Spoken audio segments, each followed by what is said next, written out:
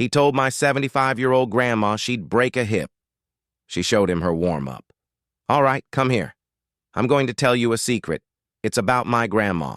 Now, when you picture my grandma Ethel, I want you to picture the most perfect storybook grandma you can imagine. Picture the smell of cinnamon and melting butter. Picture a house where there's always a half-finished puzzle on a card table, and the air is thick with the scent of lemon furniture polish. She's got the soft, poofy white hair, the kind smile lines etched around her eyes, and a collection of floral print cardigans that could rival a botanical garden. She is the living, breathing embodiment of a warm hug. And then there's Rue, her ancient, fluffy cat. To be clear, Rue is not a pet. Rue is a feline empress, and my grandma is his most loyal and devoted subject. This is the image. This is the grandma the world sees, and 99% of the time, that's all she is. But it's that other 1%. That's her secret. And it's my favorite thing in the world. Because underneath the floral cardigan and the sweet smile, my grandma is a monster. She's a competitive powerlifter. I don't mean she does water aerobics. I mean she has state records from the 1970s that are still on the books. Last week, her regular gym, a glorious old dungeon of a place that smells like rust and chalk, was getting some work done.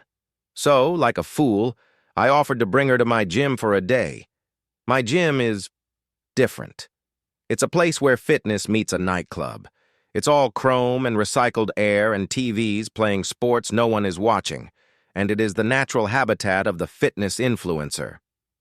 And that is where we met the final boss of all influencers. That is where we met Chad. You know this guy. I promise you, you know this guy. Chad was a walking, talking protein shake. Neon yellow tank top cut so low it was basically a fabric necklace. He had that permaflexed look, as if he was constantly posing for a photo only he could see. And of course, the tiny tripod for his phone, his sacred altar, was set up right by the squat rack. He was filming himself, narrating his gains journey to his followers with the kind of breathless importance you'd normally reserve for announcing a cure for disease. The moment Grandma Ethel walked into the free weights section, I saw the change. Chad's eyes locked onto her. His brain, which I assume runs on 2 hamsters and a thimbleful of creatine, just sputtered to a halt. You could see the gears grinding as he tried to process why a sweet old lady was walking into his sacred iron temple. I was over by the cubbies and my spider sense started tingling. I saw him say something to his phone's camera, shake his head with a theatrical smirk, and start walking towards her. My whole body tensed. I thought, don't do it, dude. Don't be that guy. For your own sake, just turn around. He did not turn around. Chad strolls over, radiating an aura of smug that was so powerful I could feel it from 30 feet away. He gets right up to her and practically yells, for the benefit of everyone in the room. Whoa, Grandma, you lost. The oldies yoga class is down the hall. We wouldn't want you to, break a hip messing with the real weights. I was coiling up, ready to launch myself across the room to defend her honor. But I saw her face. She turned just enough to catch my eye, and she smiled. It was a tiny, secret smile, the kind of smile a wolf gives a rabbit. She turned back to Chad, her voice dripping with the sweetness of a fresh-baked pie. Oh, how thoughtful of you, dear. I'm just looking for a place to get a few warm-up stretches in. Chad had just finished a set on the squat rack.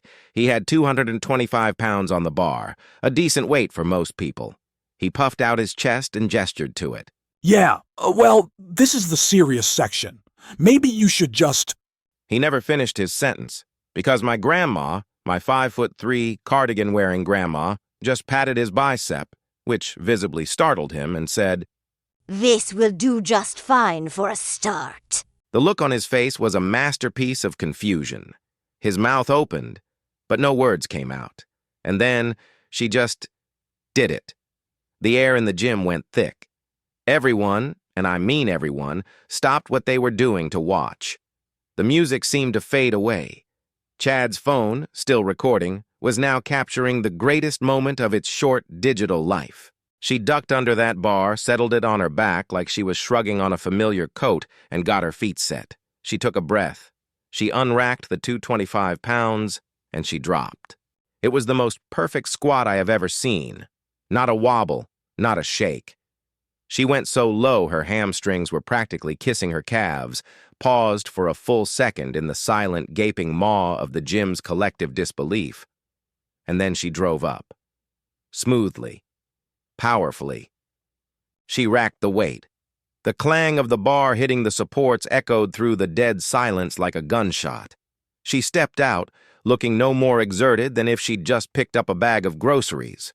She turned to Chad, whose jaw was now so low it was a safety hazard, and my grandma, my sweet, gentle, rue-loving grandma, just pats him on the cheek.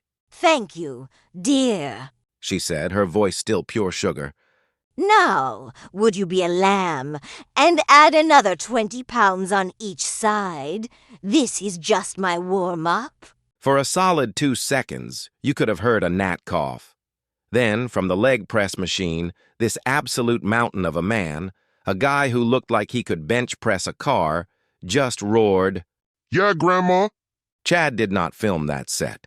What happened next was even better. Chad, now a shade of crimson I've only ever seen in cartoons, wordlessly shuffled over and added the plates. My grandma then did a flawless set of 5 reps. When she was done, Chad, desperate to reclaim some shred of dignity, stammered. Your form, it's got some, lateral instability." Grandma just looked him dead in the eye. A trainer, are you? Wonderful. Let's talk about your deadlift. Then, I noticed you're rounding your lumbar spine. That's how you really break a hip, Sonny. You're going to slip a disc before you're 30 if you're not careful. Chad went from red to ghost white. He grabbed his tripod and fled. I mean, he literally power walked out of the gym. The big dude who yelled came over and gave her a fist bump. He asked her if she'd mind spotting him. It was a beautiful thing. But this isn't even her final form. To understand Grandma, you have to understand her nemesis. You have to understand Brenda. Brenda is a 72-year-old retired librarian who looks like she could arm wrestle a bear and win. She's Grandma's lifting partner, and their rivalry is the stuff of legend at their regular gym. I went with her once. It was terrifying. They communicate entirely through passive-aggressive compliments. Brenda will watch my grandma's set and say, "Oh, that was lovely, Ethel. Your depth was almost there." And my grandma, sipping from a teacup she brought from home, will just smile and reply, Thank you, Brenda. Your form was wonderful today, too. At least your knees still bend. It's a cold war fought with iron and devastating pleasantries, and it is the fuel that has powered my grandma for 40 years. Later that day, I was at her house. The smell of victory and chocolate chip cookies was in the air. She was sitting in her big recliner.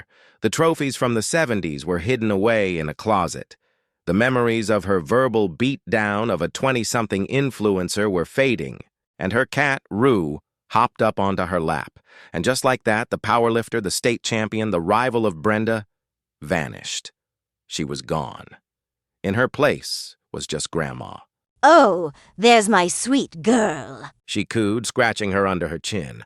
Was Mommy's little angel a good girl today? Yes, you were. Oh, yes, you were. The same woman who, just hours before, had squatted more than most men in the gym, was now negotiating with a cat about the optimal number of chin scratches. So, yeah, that's my grandma's secret. Next time you see a sweet old lady in a floral cardigan, just remember Ethel. And maybe get out of her way. You never know when it's her heavy day.